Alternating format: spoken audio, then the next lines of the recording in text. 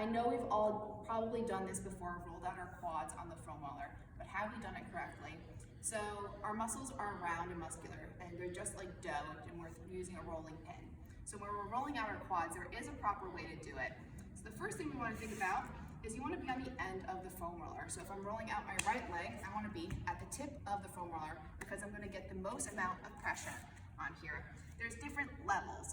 So if I'm level 1, I've never done this before, I want to make sure I have an anchor. So I have my left leg as my anchor. I'm going to have my shoulder over my elbows, and I'm going to get myself into that plank position. So here's my starting position. I'm in a plank, and here I am. Not too much, right? La-di-da. So I start from the base of my hip all the way to the tip of my knee. I'm never really hitting bone, I'm staying on the muscle.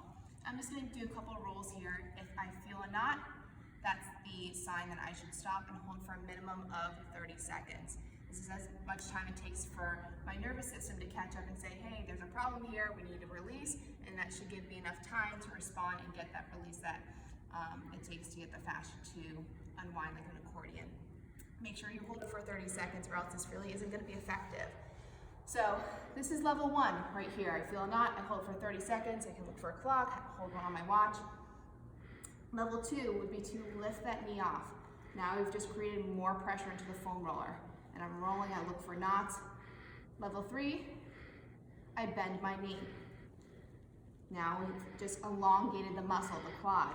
So we're getting deeper into the muscle. Level 4, lift this leg off the ground.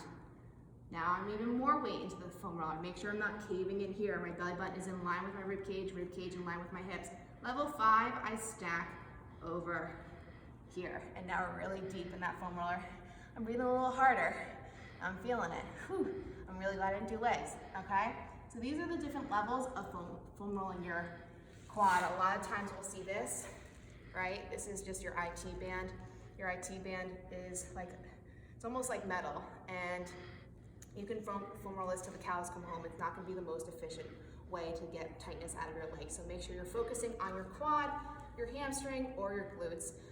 Hopefully this is helpful information. If you have any questions, comment below.